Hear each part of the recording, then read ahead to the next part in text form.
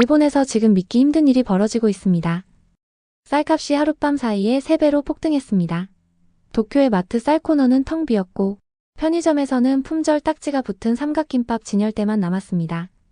그런데 더 충격적인 건 일본의 쌀 생산량은 오히려 작년보다 늘었는데 어디선가 21만 톤의 쌀이 증발해버렸다는 사실입니다.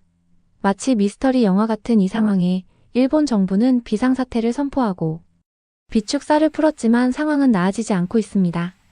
그런데 최근 충격적인 소문이 퍼지고 있습니다. 한국 쌀이 일본 고시히카리보다 맛있다. 가격은 절반인데 품질은 2배다. 심지어 일본의 유명 백화점에서는 한국 쌀을 몰래 찾는 고객들이 늘고 있다는 뉴스까지 나오고 있습니다. 이 모든 소동의 중심에는 한 미국인 여성이 있습니다. 도쿄에서 일하던 그녀가 우연히 한국을 방문한 후 일본 사회에 던진 한마디가 전국을 뒤흔들었습니다. 지금 일본에서는 K쌀 열풍이 불고 있습니다. 도대체 무슨 일이 있었던 걸까요? 어떻게 미국인 여성이 일본의 식탁 문화를 바꿔놓았을까요? 그리고 사라진 21만 톤의 쌀은 어디로 간 걸까요? 제가 직접 경험한 믿을 수 없는 모험을 지금부터 들려드리겠습니다. 영상 시작 전 딱 1초 만에 누를 수 있는 좋아요 버튼 꾹 눌러주신다면 영상 제작에 아주 큰 힘이 됩니다. 그럼 바로 시작하겠습니다. 안녕하세요. 제 이름은 미카엘라 조예요. 저는 일본계 미국인인데 지금 도쿄에서 5년 동안 살고 있어요. 농업 기술을 연구하는 회사에서 일하고 있죠. 일본에 사는 대부분의 사람들처럼 저도 항상 일본의 고시히카리 쌀이 세계 최고라고 믿고 있었어요. 한국이요? 할머니는 항상 일본 쌀이 최고라고 말씀하셨기 때문에 한국 쌀에 대해서는 생각해 본 적이 없었어요. 한국이 생각날 때면 그저 매운 음식만 떠올리곤 했죠. 우리 가족처럼 많은 일본계 미국인들도 일본 쌀이 세계 최고라고 믿고 있었어요. 밥솥 뚜껑을 열었는데 바닥에 눌어붙은 밥만 있었어요. 또 이런 일이 생겼네요. 창문을 두드리는 비 소리가 들리면서 도쿄의 작은 제 아파트가 그날 아침 더욱 외롭게 느껴지고 있었어요. 휴대폰을 집어들어 뉴스를 확인하고 있었어요. 헤드라인이 눈에 확 들어왔어요. 일본 쌀가? 1년 만에 3배로 폭등. 시장 패닉. 더 자세히 읽으면서 눈이 커지고 있었어요. 일본은 작년보다 쌀을 더 많이 수확했는데도 어떻게 된 일인지 시장에서 21만 톤의 쌀이 사라졌대요. 사람들은 화가 나 있었고 가게에서는 쌀이 다 떨어지고 있었어요. 심지어 편의점에는 주먹밥도 남아있지 않았죠. 5kg에 4만 엔이라고? 온라인 쌀 가격을 보면서 속삭이고 있었어요. 손가락으로 휴대폰을 꽉 쥐면서요. 몇 년 전만 해도 20kg 자루를 쉽게 살 수 있었는데 이제는 가장 작은 봉지도 제 예산으로는 너무 비싸졌어요. 미국에 계신 엄마에게 전화를 걸었어요. 멀리 떨어져 있어도 엄마의 목소리가 저에게 위로가 되고 있었죠. 엄마, 요즘 농사는 어때요? 물어봤어요. 농장 운영이 쉽지 않네. 중국이랑 다른 나라에서 들어오는 농산물이 너무 싸서 우리 가격은 계속 낮게 유지되고 있어. 엄마가 한숨을 쉬며 말씀하셨어요. 그런데 농사에 필요한 모든 것들은 계속 비싸지고 있고 창가로 걸어가 아래 도쿄 거리에 내리는 비를 바라보고 있었어요. 일주일 전에 쌀이 다 떨어졌어요. 매일 저녁 편의점 주먹밥과 인스턴트 라면만 먹고 있었죠. 그 생각에 배에서 꼬르륵 소리가 나고 있었어요. 우리나라 정말 괜찮은 걸까? 차가운 창문에 숨을 불어 흐려지게 하면서 혼잣말을 하고 있었어요. 휴대폰에서 메시지 알림이 울렸어요. 회사 팀장님의 메시지였어요. 미카엘라, 급한 일이 생겼어요. 제 대신 한국으로 출장 다녀올 수 있을까요? 스마트 농업 전시회예요. 정보만 수집해 오면 돼요. 가슴이 살짝 뛰었습니다. 도쿄를 잠시 떠난다고? 나쁘지 않게 들리고 있었어요. 한국. 생각에 잠겼어요. 매운 음식의 나라. 그게 제가 아는 전부였어요. 한국 쌀에 대해서는 생각해 본 적이 없었죠. 항상 일본 쌀이 세계 최고라고 그냥 생각하고 있었어요. 네, 다녀올게요. 답장을 보냈어요. 언제 출발하면 될까요? 내일 아침이요. 갑작스러운 부탁이라 미안해요. 고마워요. 다음날 아침 서둘러 아파트에서 짐을 싸고 있었어요. 여권을 찾아 가방에 옷을 몇 벌 넣었죠. 문을 나서기 전 주방 카운터에 조용히 놓여있는 빈 밥솥을 마지막으로 한번 바라봤어요. 그때는 이 여행이 제 인생을 완전히 바꿔놓을 거라는 걸 전혀 알지 못했어요. 그리고 제가 쌀에 대해 알고 있다고 생각했던 모든 것도요. 공항으로 가는 기차 안에서 휴대폰을 다시 확인하고 있었어요. 헤드라인이 제 눈을 쏘아보고 있었죠. 21만 톤의 쌀 실종, 일본 정부 설명 요구받아 한숨만 나왔어요. 상황이 날이 갈수록 더 나빠지고 있었거든요. 비행기가 도쿄에서 이륙할 때 작은 창문에 얼굴을 바짝 대고 있었어요. 지도상으로는 그저 이웃나라에 불과했던 한국이 이제 제게 현실이 되려고 하고 있었죠. 솔직히 말하면 전에는 한국에 대해 배우는데 별로 관심이 없었어요. 그리고 한국 쌀이라고요? 그런 생각은 한 번도 해본 적이 없었죠. 비행기가 부드럽게 착륙했어요. 서울 공항을 걸어가면서 놀라움에 눈을 깜빡이고 있었어요. 모든 것이 너무 현대적이고 깨끗했거든요. 뭘 기대했는지는 모르겠지만 이건 제가 생각했던 모습이 아니었어요. 한국에 오신 것을 환영합니다. 안내 데스크에 있던 여성이 진심 어린 미소로 말했어요. 어떻게 도와드릴까요? 스마트 농업 엑스포 때문에 왔어요. 설명했어요. 어떻게 가야 할지 알려주실 수 있을까요? 곧 택시에 앉아 창밖으로 스쳐 지나가는 서울을 바라보고 있었어요. 높은 건물들이 하늘을 향해 솟아 있었고 밝은 한글 간판들이 반짝이고 있었죠. 붐비는 거리에서는 생기가 넘치고 있었어요. 도쿄가 생각났지만 제가 정확히 설명할 수 없는 독특한 에너지가 있었어요.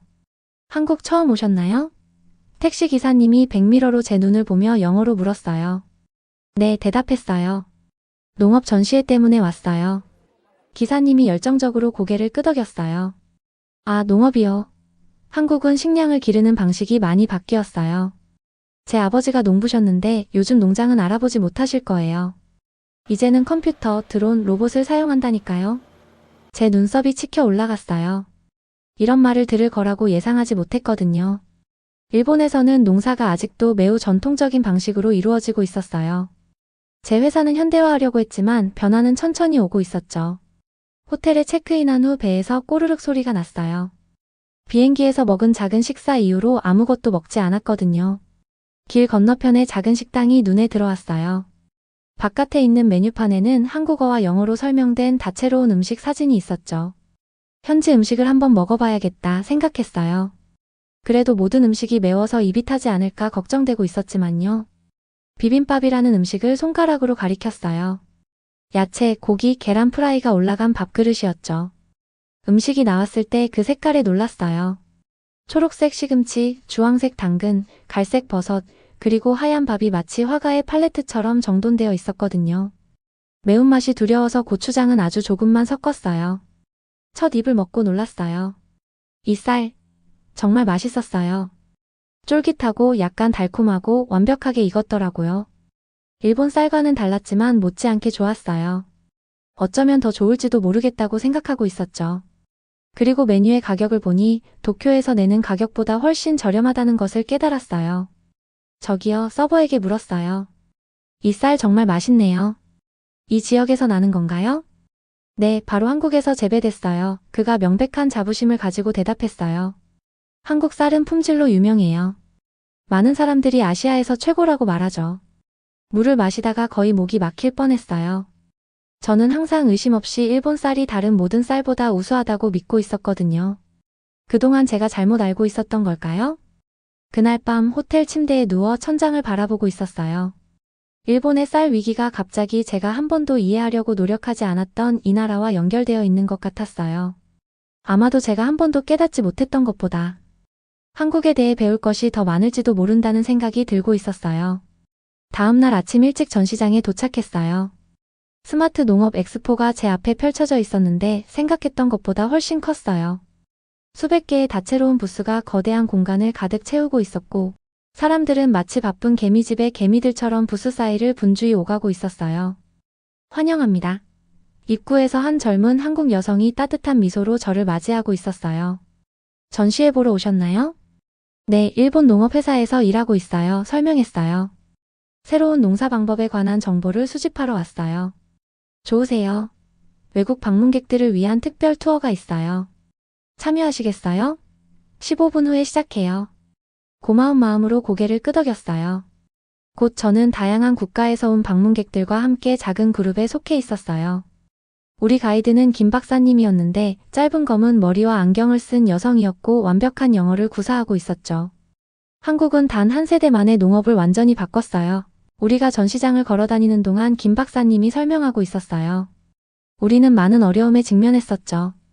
제한된 농지, 고령화된 농부들, 그리고 더 저렴한 수입 농산물과의 경쟁 같은 문제들이요. 하지만 포기하는 대신 우리는 기술을 적극적으로 받아들였어요. 우리는 작은 드론들이 가짜 농작물 밭 위에서 떠다니고 있는 부스 앞에 멈춰 섰어요. 그 드론들은 마치 기계벌처럼 목적을 가지고 움직이고 있었죠. 이 드론들은 화학물질 사용을 30% 줄이면서도 작물 수확량을 늘려줍니다. 부스 담당자가 설명했어요. 농부들은 스마트폰으로 모든 것을 제어할 수 있어요. 제 눈이 커졌어요. 이건 일본의 농업과는 너무 달랐어요. 일본에서는 아직도 많은 사람들이 세대를 거쳐 전해진 방법에 의존하고 있었거든요. 다음 섹션은 스마트 쌀 농사에 초점을 맞추고 있었어요. 이건 즉시 제 관심을 끌었죠. 전시된 것을 보니 작은 기상 관측소처럼 생긴 센서들이 논에 가득 설치되어 있었어요. 우리의 스마트논은 센서를 사용해 수위, 토양 상태, 식물 건강 상태를 모니터링해요. 김 박사님이 설명하고 있었어요. 이 시스템은 실시간 데이터와 일기예보를 기반으로 관계와 영양분을 자동으로 조절해줍니다. 머릿속이 빠르게 돌아가면서 수첩에 빠르게 메모를 하고 있었어요. 이게 일본의 쌀 위기를 해결하는 데 도움이 될 수 있을까요? 쌀 생산에 대해서는 어떤가요? 물어봤어요. 일본에서는 지금 심각한 가격 위기를 겪고 있거든요. 김 박사님이 고개를 끄덕였어요. 그 소식 들었어요. 한국도 몇 년 전에 비슷한 어려움을 겪었어요. 그래서 우리가 쌀 관리 시스템을 개발한 거예요.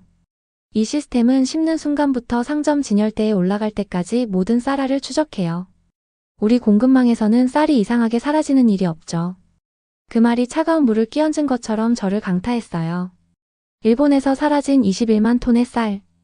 이런 시스템이 있었다면 그 문제를 막을 수 있었을까요? 점심시간에 저는 5년 전에 스마트 농업을 도입한 박 씨라는 한국 농부와 함께 앉아 있었어요. 새로운 기술이 생기기 전에는 농사를 포기할 생각까지 하고 있었어요. 박 씨가 말해주었어요. 이제는 쌀 수확량이 40% 증가했고 물과 비료를 적게 사용하면서도 절반의 노동력으로 농장을 관리할 수 있게 됐어요. 제 아이들도 이제는 농업이 첨단 기술을 활용하고 수익성이 좋아져서 가업을 이어가는 데 관심을 갖게 됐죠. 하루가 끝날 무렵 제 수첩은 가득 차 있었고 머릿속은 아이디어로 윙윙거리고 있었어요. 이런 기술들은 일본 농부들에게도 도움이 될 수 있을 것 같았어요.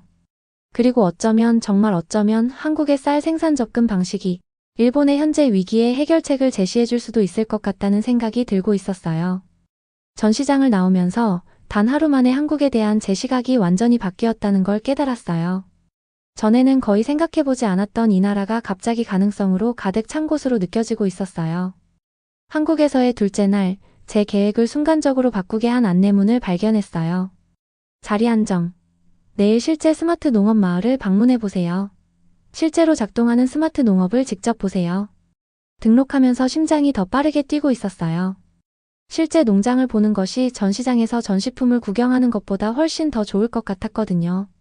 다음 날 아침, 우리 작은 그룹은 서울에서 2시간 정도 떨어진 한국 마을로 향하는 버스에 탑승했어요. 분주한 도시를 뒤로하자 풍경이 극적으로 바뀌었어요. 멀리 초록색 산들이 솟아 있었고 골짜기를 가로지르는 반듯한 농장들에는 농작물이 줄지어 심어져 있었죠. 작은 마을들이 마치 줄에 꿰어진 색색의 구슬처럼 시골 곳곳에 점점이 박혀 있었어요. 우리 가이드 이 씨는 한국 마을이 한국 최초의 스마트 농업 공동체 중 하나라고 설명하고 있었어요. 5년 전만 해도 이 마을은 어려움을 겪고 있었어요. 그녀가 말했어요. 많은 젊은이들이 도시로 이주했고 나이 든 농부들은 모든 일을 감당할 수 없었어요. 쌀 생산량은 해마다 줄어들고 있었죠. 우리 버스가 마을에 도착했을 때 많은 건물에 태양광 패널이 설치되어 있는 것을 보고 놀랐어요. 멀리서는 여러 대의 드론이 논 위를 날아다니고 있었는데 그 작은 몸체가 햇빛 속에서 반짝이고 있었어요. 한국 마을에 오신 것을 환영합니다. 최 씨라는 연세 드신 농부가 깊이 허리를 숙이며 우리를 맞이했어요. 하얀 머리와 주름진 얼굴에도 불구하고 그는 세련된 태블릿 컴퓨터를 손에 들고 자신감 있게 화면을 두드리고 있었어요. 스마트 농업을 시작하기 전에는 매일 14시간씩 일했어요. 최 씨가 우리에게 말해주었어요. 항상 허리가 아팠는데도 모든 일을 따라잡기가 어려웠어요. 이제는 대부분의 농장 관리를 이 태블릿으로 해요. 시스템이 언제 물을 줘야 하는지, 언제 영양분을 추가해야 하는지, 최상의 결과를 위해 언제 수확해야 하는지 정확히 알려주니까요. 그는 우리를 마을의 중앙 제어실로 안내했어요. 대형 화면들이 벽을 가득 채우고 있었고 다채로운 지도와 차트가 표시되고 있었어요. 각 화면은 다른 정보를 보여주고 있었죠. 일기예보, 토양 상태, 수위, 작물 건강 상태 모두 실시간으로 모니터링되고 있었어요. 가장 놀라운 점은 이 씨가 덧붙였어요. 쌀 생산량이 35% 증가했으면서도 물은 40% 적게, 비료는 30% 적게 사용한다는 거예요. 그리고 품질은 그 어느 때보다 좋아졌죠. 그녀가 말하는 동안 저는 일본의 전통적인 쌀 농사 방법에 대해 생각하고 있었어요. 그 방법은 훌륭한 쌀을 생산했지만 그 대가는 무엇이었을까요? 허리가 끊어질 것 같은 노동, 젊은이들은 농부가 되는데 관심이 없었고, 이제는 이 수수께끼 같은 쌀 부족 현상으로 가격이 천정부지로 치솟고 있었어요. 점심시간에 우리는 낮은 테이블이 있는 전통 한국 가옥에 앉았어요. 식사에는 바로 이 마을에서 재배된 쌀이 나왔죠. 첫 입을 먹고 그 맛을 믿을 수 없었어요. 이 쌀 정말 대단해요. 자랑스러운 표정을 짓고 있는 최 씨에게 말했어요. 한국 쌀은 항상 뛰어났어요. 그가 말했어요. 하지만 우리의 스마트 농업 방식은 그걸 더욱 좋게 만들었죠. 우리는 재배 조건을 너무 정밀하게 제어할 수 있어서 매번 완벽한 쌀을 얻을 수 있어요. 이 쌀은 얼마에 팔리나요? 도쿄에서의 하늘 높은 줄 모르는 가격을 생각하며 물어봤어요. 최 씨가 가격을 말했을 때 제 젓가락이 거의 손에서 떨어질 뻔했어요. 지금 도쿄에서 팔리는 일본 쌀 가격의 절반도 안 되는 금액이었거든요. 어떻게 그게 가능한가요? 품질은 최소한 우리 최고의 일본 쌀만큼 좋은데요. 최 씨가 미소를 지었어요. 스마트 농업은 우리 비용을 극적으로 줄여줘요. 물, 비료, 농약을 정확히 적절한 양만큼만 사용하죠. 완벽한 시기에 수확하고요. 그리고 우리 유통 시스템은 낭비나 수수께끼 같은 실종이 없어서 효율적이에요. 마지막 댓글은 다시 일본에 실종된 쌀에 대해 생각하게 했어요. 비효율적인 시스템이나 어쩌면 부패가 문제 뒤에 숨어 있을까요? 그날 저녁 우리 버스가 서울로 돌아가는 동안 저는 창밖으로 황금빛 석양 속에 물든 한국 시골 풍경을 바라보고 있었어요. 제 마음이 완전히 바뀌었어요. 한국에 대한 제 무시하는 태도는 사라지고 대신 깊은 존경과 감탄으로 바뀌고 있었어요.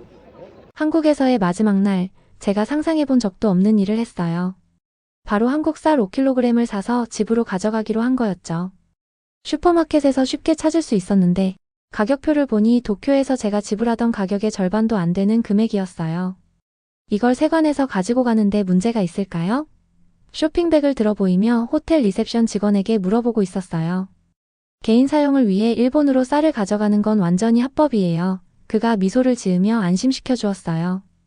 요즘은 많은 일본 방문객들이 같은 일을 하고 있어요. 그의 말에 놀랐어요. 다른 일본 사람들도 한국 쌀을 가져가고 있었다고요? 제가 이 발견을 한 유일한 사람이 아니었네요. 도쿄로 돌아가는 비행기 안에서 여행에서 얻은 메모와 사진들을 정리하고 있었어요. 제 노트북은 정보로 가득 차 있었어요. 쌀 농사에 관한 것뿐만 아니라 전체 농업 시스템에 관한 정보까지요. 한국의 스마트 농업 혁명은 일본의 모델이 될 수 있을 것 같았어요. 퍼즐 조각들이 제 마음속에서 하나로 모이고 있었죠. 아파트 문을 열었을 때 모든 것이 제가 떠났을 때와 똑같이 보였어요. 하지만 저는 완전히 달라져 있었죠. 바닥에 여행 가방을 내려놓고 곧바로 부엌으로 향했어요. 빈 밥솥이 마치 오랜 친구처럼 카운터 위에서 기다리고 있었어요. 조심스럽게 한국 쌀을 측정하고 물을 넣었어요. 밥이 익으면서 따뜻하고 고소한 냄새가 제 작은 아파트를 가득 채우는 동안 가격표가 선명하게 보이는 포장지 사진을 찍고 있었어요. 다음날 아침 직장에서 회의실에 들어가기 전에 심호흡을 했어요. 다나카 팀장님과 5명의 동료들이 제 보고를 기다리며 테이블 주위에 앉아 있었죠. 전시회는 정말 눈을 뜨게 해주는 경험이었어요. 예상보다 더 강한 목소리로 시작했어요. 한국은 기술을 통해 농업 부문을 완전히 변화시켰어요. 제가 방문했던 스마트 농장의 사진과 동영상을 보여주고 있었어요. 토양 수분부터 쌀 품질까지 모든 것을 모니터링하는 시스템을 설명하자 그들의 눈이 커지고 있었죠. 그들의 쌀 생산 비용은 우리보다 훨씬 낮지만 품질은 훌륭해요. 제 아파트에서 요리한 쌀 사진을 보여주며 계속 말했어요. 이걸 여기서 우리가 지불하는 가격의 절반도 안 되는 금액에 샀어요. 제 동료들은 회의적인 표정을 짓고 있었어요. 그중 한 명인 사토시는 깊게 찡그리고 있었죠. 일본 쌀은 특별해요. 그가 단호하게 말했어요. 우리의 전통적인 방법은 세계 최고의 쌀을 생산하고 있어요. 저는 그의 자부심을 이해하며 고개를 끄덕였어요. 저도 이 여행 전에는 같은 생각을 하고 있었어요. 대답했어요. 하지만 이제 한국 쌀을 맛봤고 우리 것만큼 좋아요. 그들의 스마트 농업 방법은 실제로 우리의 전통적인 방법보다 더 일관되게 더 좋은 쌀을 생산하고 있을지도 몰라요.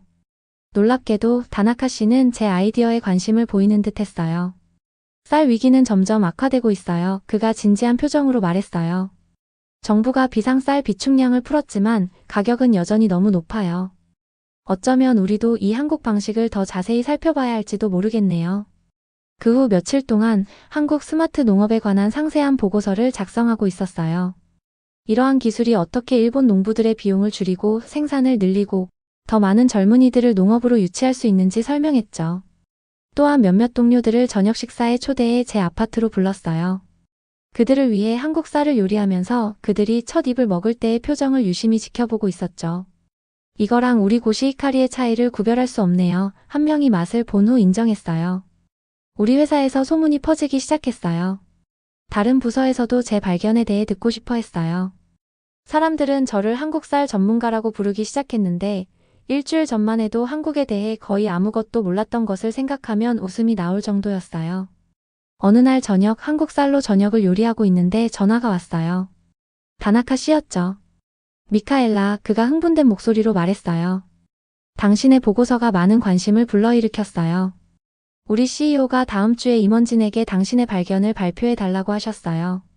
그들은 특히 공급망에서 쌀이 사라지는 것을 방지하는 추적 시스템에 관심이 많아요. 한때는 비어 있었지만 지금은 맛있는 한국 쌀로 가득 찬 제 밥솥을 바라보면서 제 관점이 얼마나 많이 바뀌었는지 깨닫고 있었어요.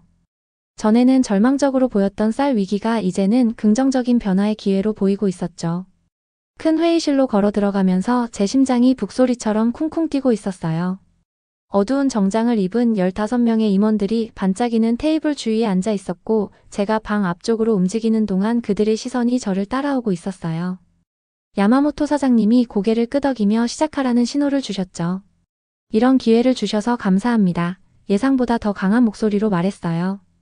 현재 일본의 쌀 위기는 심각하지만 동시에 변화의 기회이기도 해요.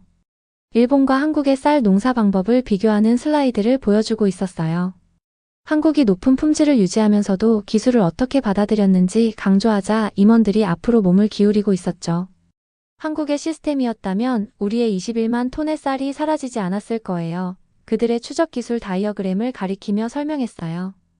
그들의 시스템은 농장에서 식탁까지 모든 쌀알을 추적해요. 임원들이 날카로운 질문들을 쏟아내고 있었지만 저는 준비가 되어 있었어요. 그 주 내내 매일 밤 몇 시간씩 제 노트를 공부했거든요. 한국 쌀이 정말 일본 쌀과 비교할 만한가요? 한 임원이 의심스러운 어조로 물었어요. 단순히 대답하는 대신 제 비밀 무기를 꺼냈어요. 그들이 맛볼 수 있도록 한국 쌀 샘플을 가져왔거든요. 그들이 먹는 동안 표정이 의심에서 놀라움으로 바뀌고 있었어요. 이건 지금 우리가 일본 쌀에 지불하고 있는 가격의 절반 정도예요. 그들이 맛을 보는 동안 말했어요. 그리고 보시다시피 품질도 매우 좋아요. 회의가 끝난 후 야마모토 씨가 다가왔어요.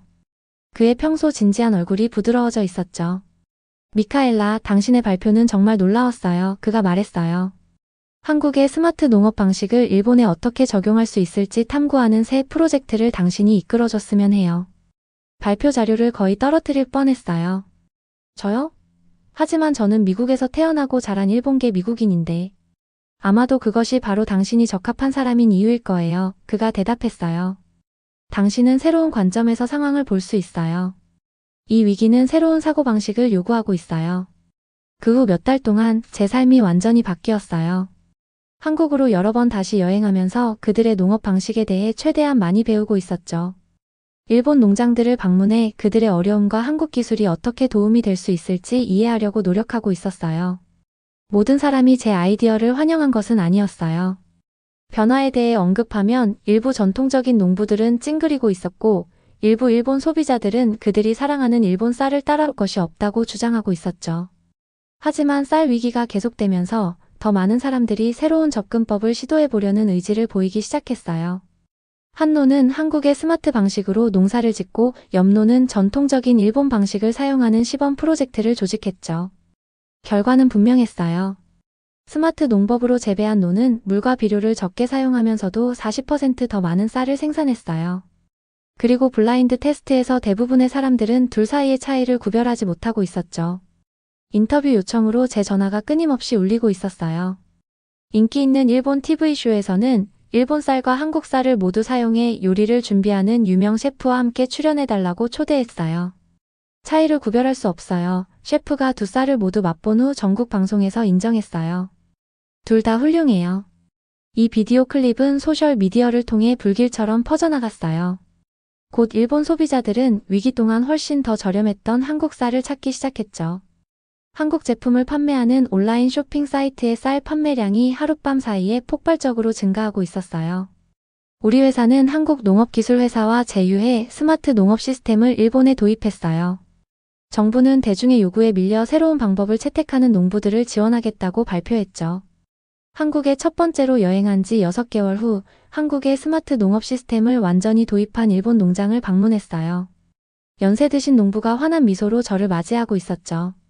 제 아들이 농장을 도우러 돌아왔어요. 그가 자랑스럽게 말했어요. 컴퓨터와 드론으로 농사 짓는 게 멋지대요. 그리고 비용은 줄었는데 생산량은 늘었어요. 그날 저녁 제 아파트에서 바로 그 농장에서 재배한 쌀을 먹고 있었어요. 예전에 빈 밥솥을 쳐다보며 미래를 걱정했던 때가 생각났어요. 이제 저는 일본 농업을 영원히 바꾸는데 도움을 주고 있었죠. 미국에 계신 어머니로부터 메시지가 왔어요. 방금 국제뉴스에서 너 봤어. 정말 자랑스럽다. 네가 시작한 이 쌀 혁명에 대해 더 알려줘. 미소를 지으며 창밖에 비 내리는 도쿄 거리를 바라보고 있었어요. 한때는 빗소리가 저를 외롭게 만들었지만 이제는 희망으로 가득 차게 해주고 있었죠. 쌀 위기는 긍정적인 변화의 기회가 되었고 공유된 지식과 기술을 통해 두 이웃 국가를 더 가깝게 만들고 있었어요. 그리고 이 모든 것이 빈 밥솥과 예상치 못한 한국 여행에서 시작되었다니 놀라운 일이었어요. 이 작은 여행이 일본 농업 전체에 새로운 변화를 가져왔어요. 진정한 혁신은 거창한 계획이 아닌 맛있는 밥 한 그릇의 진실에서 시작될 수 있다는 걸 배웠습니다. 한국의 쌀은 정말 맛있습니다. 그리고 그 맛있는 진실을 인정하는 용기, 그것이 미래를 바꾸는 첫걸음이 아닐까요? 때론 우리가 무심코 지나쳤던 이웃의 지혜가 우리의 문제를 해결하는 열쇠가 될 수 있어요. 여러분의 가정에도 따뜻한 밥 한 그릇의 행복이 가득하길 바랍니다.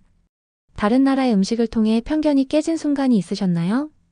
여러분도 혹시 비슷한 경험이 있으시다면 댓글로 공유해주세요. 여러분의 이야기가 또 다른 사람에게 영감이 될 수 있을 거예요. 이 영상이 마음에 드셨다면 좋아요와 구독 부탁드립니다. 다음 이야기에서 더 흥미로운 주제로 찾아뵙겠습니다. 감사합니다.